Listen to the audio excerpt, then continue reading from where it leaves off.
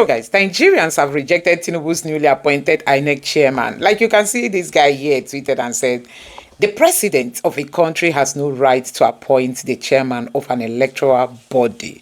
We all know that this is the genesis of the problem we are having when it comes to electoral matters in Nigeria, because these politicians are only looking for people who will protect their interests. Now, even people like Aisha Yusufu are suggesting for, Nnena Otti, the woman who stood for Alex Otti in Abia State, that she is a better fit for this position.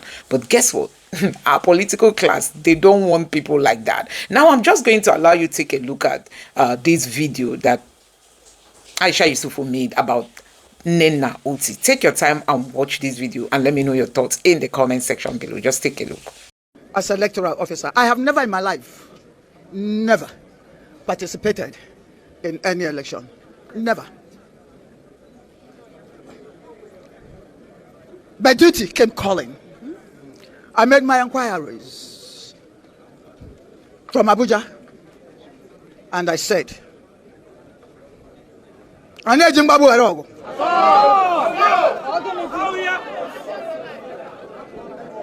I perish, I perish.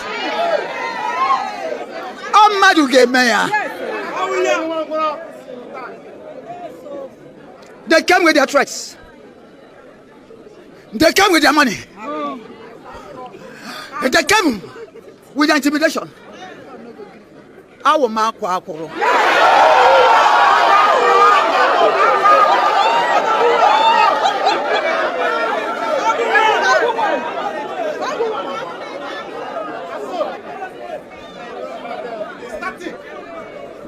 I didn't start today.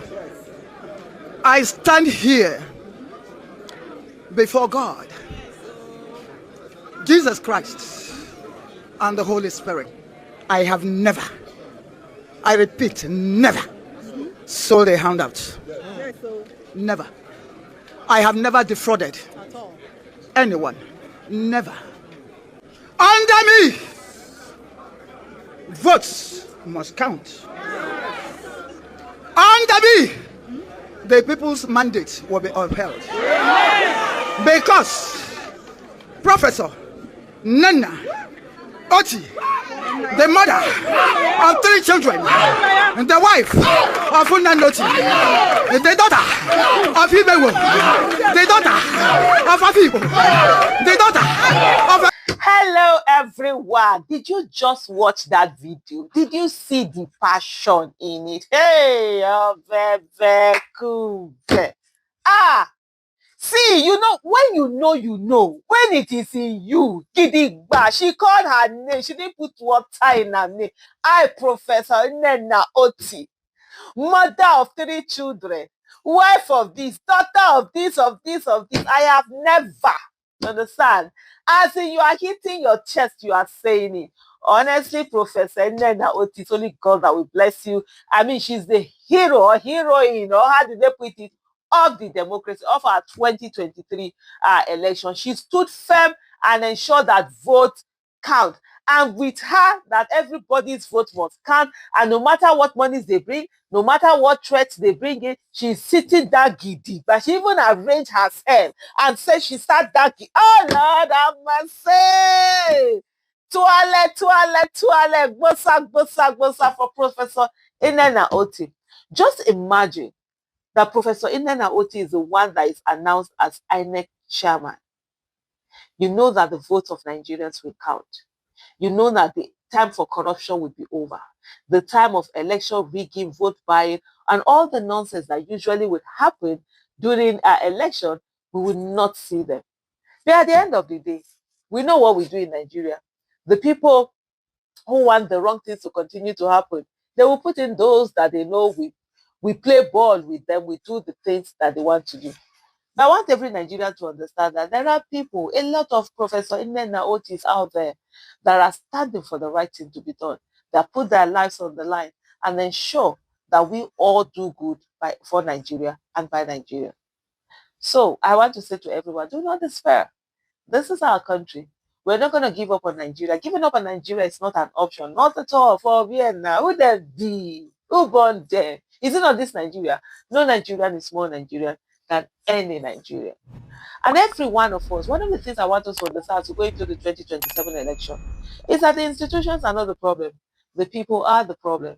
If Professor Nnena Otti had not stood firmly, resolutely, courageously, and said that no rigging will be done under her watch, today you would not have an Alex Otti as governor of Abia State. You will have another person who will go on with the corruption that has been going on all these years. But you saw what happened when somebody stood and said the right thing will be done. So for everybody that works at Inec, everybody in the judiciary, everybody in the security agency, everybody that is a voter, if we all decide that we're going to do the right thing and ensure the right thing will be done, guess what? We'll be able to get those who deserve to be in office, be there. Those that the people voted for, we get in there. So it's now beholding on every one of us at any time in particular to do the right thing. From the I haven't forgotten one group of people, those coppers from the youth copper that will say no, they will not allow rigging to happen. There are so many people who had paid the ultimate price. As I'm talking now, I remember a youth copper who, because in one of the elections that was done years ago, who, because she refused to allow rigging practice to be done, she was actually raped. Today she faced all of that. But so many people give up their life. There are some who have been killed. But in every way, if the youth corps, the people who go to vote, decide that indeed they are going to vote and not move away from that voting, they are going to vote, stand there, defend their votes. If the people who are used as stocks refuse to allow themselves to be used as stock, nobody can rig election. There is nobody. You see all these people that you see election is rigged for them. They do not have the capacity to replicate themselves and be at every polling unit or every collation center. It is people that they send. And if the people that are sent refuse to do it, guess what? It wouldn't happen. So as we go on, let's begin to hold ourselves accountable. Like I say, INEC is not the problem. The people working in INEC are the problem. Who are the people working in INEC? They are your brothers, your sisters, your cousins, your relatives, your spouses, your parents. They are all our, fellow Nigerians. We need to begin to talk to them right there. Don't do it. Don't think about doing anything wrong. Let's put Nigeria first, and we can do that. We must begin to name and shame. Who are the judges who are corrupt, who refuse to do the right thing? We must begin to name them and call them out and not just put a blanket statement that says the judiciary is corrupt. Meanwhile, there are a lot of judicial officers who are doing the right thing, who are refusing to allow themselves to be corrupted. And most times, they end up being punished again and again and again. And I want to say this to everyone. Don't focus on the result. Focus on our effort. What are we doing to ensure that nobody wins election? And if you go to vote and you put your hand on that ink pad and you put your thumbprint on the paper where you want the vote to be at, let me tell you something. If you do not ensure that the vote that you voted is counted and entered in for your candidate, it is not election you did. It is not voting you did. What you merely did was paper painting. Thank you for watching.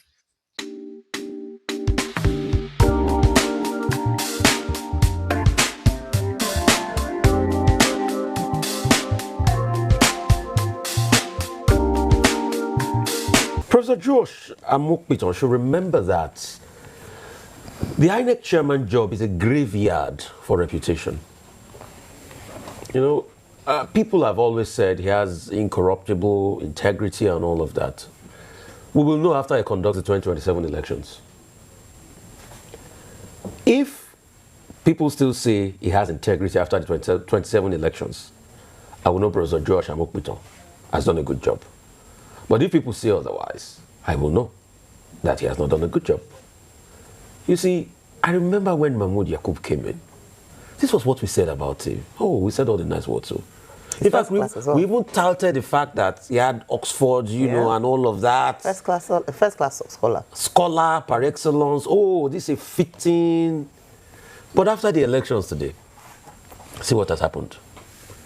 A lot of people thought Mahmoud Yakub was going to redeem himself after the 2019 elections. But 2023, see what has happened. And he tried. But the powers that be in this country, because he brought about those reforms, truly, and we saw the signs that the reforms were working in the by-elections, where opposition party easily did win. The likes of Oshun happened, You know, the likes of, but some people have touted that and say Buhari was just somebody that loved fairness. But when he got to the presidential election, we saw what happened. And today, if you say, analyze the history of Mahmoud Yakub, mostly people will say the 2023 elections were not good. Until today, he's not be able to tell us about the technical glitch. So, Professor George Amokpiton should remember, and I'm going to say it in Yoruba, but I'm going to translate it. There's a saying in Yoruba that says, "Bi owe la lulu agidigbo, ologboni ngbo, omoroni simmo." It's like drum beats. It's like drum beats that we beat the drums of agidigbo. It is the saying that understands it. So you should understand that a lot of people are praying for him to fail, and that's why you should be more cautious.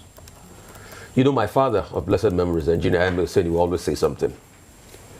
He will say, "Those that are helping us to look for something, they are not as much as those that want us to see it." So he should be careful. He will see sabotage. People internally will sabotage. He might have good intentions. You see, the road to hell is paved with good intention. But it's until you execute the intentions till the end, that's when the difference will come. He should also be careful of advisors, because they will come. Have you ever wondered why the crown of a Yoruba king has two birds chirping at each other? That's what we call life. He will face many sorts of cancel. Largely, Ayitofeli cancel will be paramount among what he will face. He will face threats, but he should understand that the priority of elections that are credible, that's what should be paramount in the hearts of Nigerians. Most importantly, he will stumble a couple of times. But life is not about stumbling, but it's how you can pick yourself back up. I think the first scorecard will be leading up to the 2027 elections. After 2027 elections, we'll open the book of Professor Amokpiton and talk again. I just hope when we open that book, it will be for good for him. Professor Amokpiton, I wish you well. I wish you what I wish myself. Nigerians wish you well. But the same Nigerians that wish you well today will not be so happy if we don't get credible elections. Do your part and leave the rest. Moving on to the second subject matter, which is around the PDP. Yeah, the PDP, legislative matters Yes. as well, NNPC. And NNPC. See, the PDP as a party, you know, when a man is drowning, he still struggles and gasps for breath. At some point, when he struggles and he puts his head to the top, you would think he's about to come out. But the true test of a man struggling in a floating ocean is when he finally comes out. When PDP presents a candidate for the 2027 elections, we will know all of these things they are saying, if it's true or not. But as it is today, they are in a notion, they are fighting to stay afloat, but they don't have a life jacket. Because all the centripetal and centrifugal forces have taken away their life jackets. A lot of their members are decamping. They are hemorrhaging members like no man's business. The way chimney emits smoke, that's the way PDP is emitting members. From the National Assembly, some governors too, we have seen in their core states. So all of this, we will see. But the first steps will be their convention. We'll see how they pan out. As regards the NNPC probe, please, it is time for our lawmakers or whoever they are to stop deceiving us and telling us lies. Is it today that we know they spent over 18 billion on NNPC? The probe will not yield anything. Because you see, we keep running around in circle. And that's why I say culture will eat strategy for breakfast in this country. When you have a country where people don't have any level of integrity, were these not the same refineries that were sold that some people still went to deceive President Umar Musa Yar'Adua that they can fix this refinery? Is that not the same deceit that some people used to deceive Buhari? They collected more money. 3 billion down the drain. What happened? Is that not the same deceit that they are continuing today when Ojulari is saying that they need about 60 billion for expansion? We have said this thing long ago. When Atiku Abubakar said it, they said he wanted to sell the refinery to his cronies. But today, they now know Atiku was right. But they will never come out because of politics to say Atiku was right. So what would they do? They will keep whipping a dead horse and expect a turnaround of NNPC. And that's why we do yearly turnaround maintenance, but nothing is turning in the life of NNPC. The case of NNPC should get a turning point at some point. All right, turning point at some point. So this motion was moved in the House in the Assembly by Honorable Oluwaseun Wingan, and he's from the Badagry Federal Constituency here in Lagos State, and it was to probe the activities, especially the funds spent by the NNPCL in the years under review 2010 to 2024, so about 14 years. Of course, like Rufai, you mentioned, if you go back in time to when, at the time, President Olusegun Obasanjo had wanted to sell, had actually sold the refineries, saying that they were not viable, they were not making money, and it looked like they couldn't resurrect it. And a few private investors showed interest and actually bought into it. But this transaction was reversed under the President Yar'Adua administration. And since then, and he said they were going to use public funds to try to revive the refineries, Port Harcourt, Kaduna, Warri refineries. Since then, we have been spending money up to the tune of $18 billion.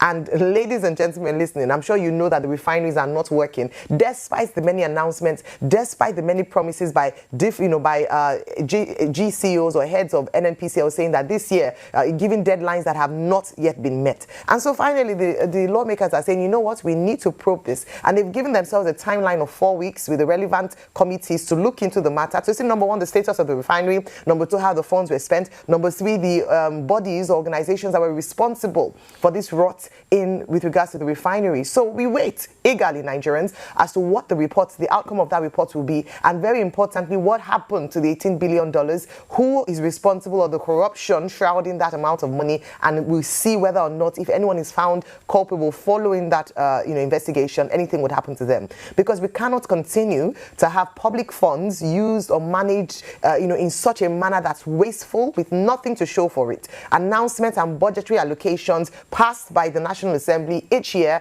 and we have nothing to show for it, and Nigerians continue to look without saying anything. So this is within their remit in terms of oversight. I'm look forward to not just announcements, but actually a follow-through and an outcome of what the report would be. Nigerians need to know what $18 billion or even more was used for in the last 14 years, and where that money has gone, and why should, the refineries are not working. And then even a further conversation around, should the refineries now be sold? The current GCO of NNPCL, Mr. Bayo Ojulari, has not ruled that out completely, because if the NNPCL Nigeria is sinking funds into trying to revive refineries that continue to not work, maybe it's time we sold it and actually, come to terms with the fact that it is an asset that we are unable to manage properly. If not for the, intervention or the coming on stream of the Dangote refinery, Nigeria would still be largely import dependent, a country that produces, crude oil that is exported to many parts of the world, continues to import PMS. And so these are some of the questions this morning, and it's a good move, but the most important thing would be what the outcome of this investigation by the committees will be, and what the consequent,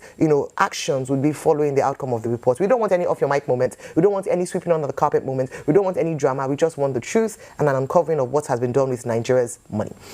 Now, moving on to one of the biggest news stories this morning, of course, the Council of State, which comprises some, high-level committee. They have no executive function, but they are there to provide advice at a very high level to the president. It comprises the president, who chairs the council, the vice president, former president and heads of government, Attorney General of the Federation, Senate, the Speaker of the House of Representatives, the President of the Senate, and as well as other significant members of the Nigerian society. And what they do literally is just like, as it was reported by this one more around, they advise on, they look at the honor role. They also advise on who should be pardoned, as we heard on the pardoning of Murtala Mohammed and Vasta. That was also approved. They also look at the National Population Census, amongst other duties. And this time, and just to highlight, was them supporting the choice of the president in the person of Professor Amokpiton. They have no, they have no executive function, like I mentioned earlier, but at least their support and their advice ought to be well taken by the president, because they come with a wealth of experience and knowledge, having held significant or currently holding significant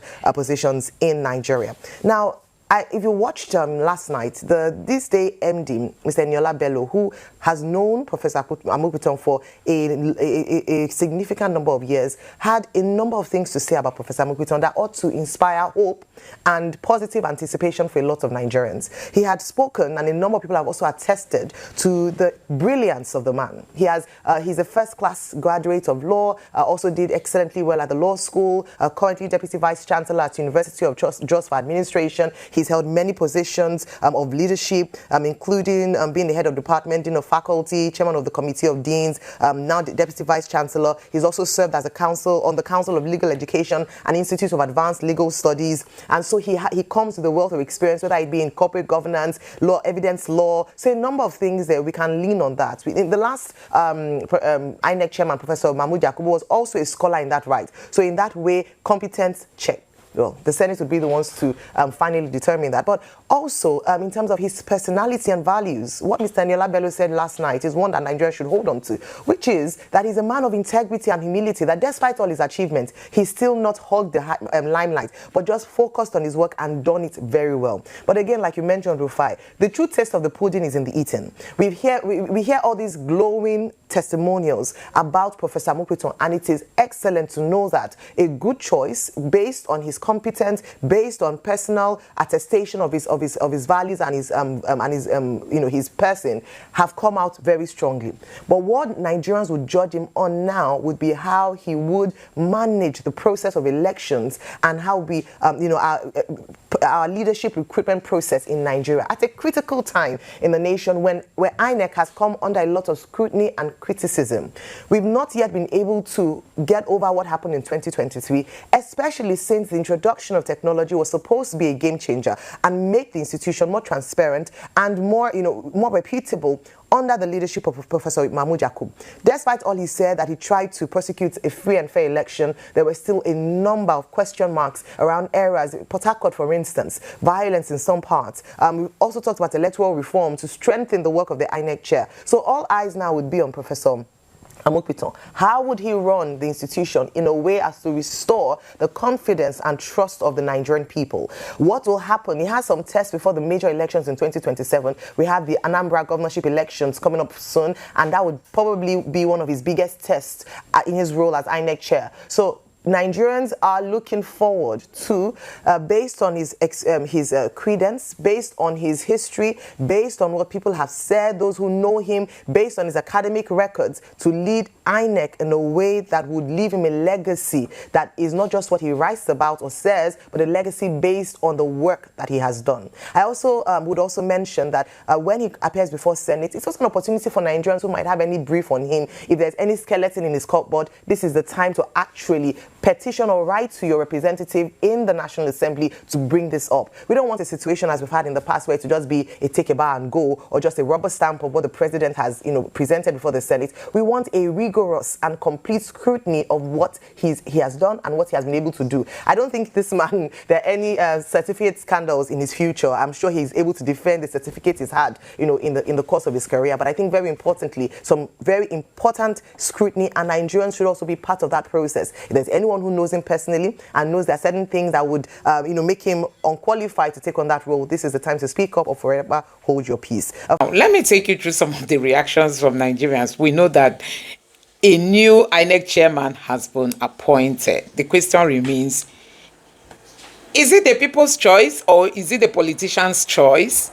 That is the biggest question Nigerians are asking. So Mahmood handed over. In less than 24 hours of Mahmood handing over, guess what? Tinubu had to appoint a new INEC chairman. The woman that was handed over to did not even spend one day on that seat. I mean, she did not spend one full day as an INEC chairman. Now, Tinubu has quickly gone to appoint a new INEC chairman. Nigerians are asking, is it the people's choice, or is it that these politicians will just on their own decide who they feel will protect their own interest? Now, let's see what Nigerians are saying. This person say, legally, the president does have the right to appoint INEC chairman. It is in the constitution, but let's be honest, that's where the problem begins. How do you expect true independence when the umpire is picked by one of the players? It's really, really a problem, honestly. It's really, really a problem, and it's in Nigeria you see all this. Now, this other person said, political illiterate. When you get your Biafran country, you can say the president of your country has no right to nominate, appoint electoral body. This person is saying that the guy who posted this thing is an illiterate. Another person here say, "Ona still dey mumu on herself for last quarter of the year." And this other person say, exactly, it's clear case of he who pays the piper dictates the tune. The Inec chairman ought to be selected and appointed by an independent body without an interference from the executive. It goes against the spirit of equity, justice, and fairness. Why are Nigerians so quiet? Why are Nigerians quiet? That's the problem, honestly. Even if it's the president's right, you know, Nigerians believe this shouldn't just be one person waking up and deciding, because there is no way the person you appoint will not try to satisfy you. That is it. Now, this other person say, Oga, you only lament when it is not in your favor. Where was this thinking when Igbos appointed an Igbo man as first vice chancellor of UI, that University of Ibadan, and UNILAG? When 70% in railway and aviation were Igbos in the 60s. Please, capacity is the valid thing, not tribe. Moreover, he is not from the north. He is from the north. What else? Okay, this person is saying that it's because it's not the Igbos. That's why this guy is lamenting.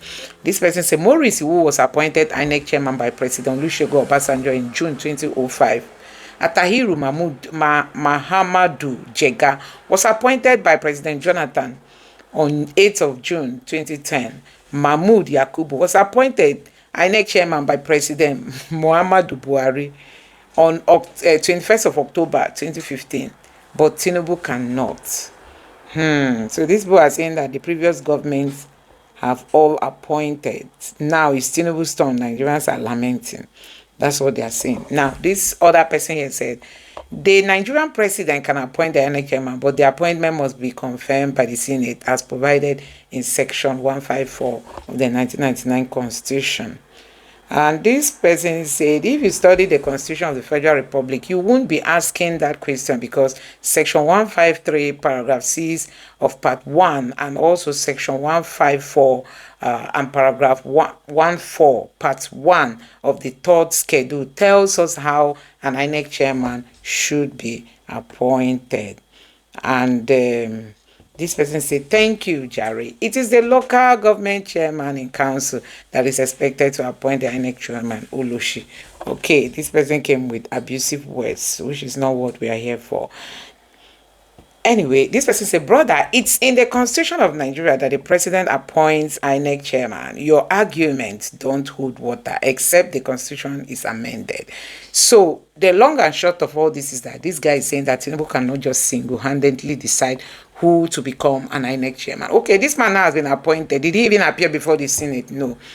You know, normally even after Tinubu must have appointed him, he's supposed to pass through the Senate for the Senate to confirm him. But it was not confirmed. We just heard that he has been appointed, and you know what that means. Not even as an acting chairman, as a real chairman of INEC. So that raises a lot of dust. I don't know what you make of this. Let me know your thoughts in the comment section below. Please don't forget to subscribe and turn on the bell notification. Thank you.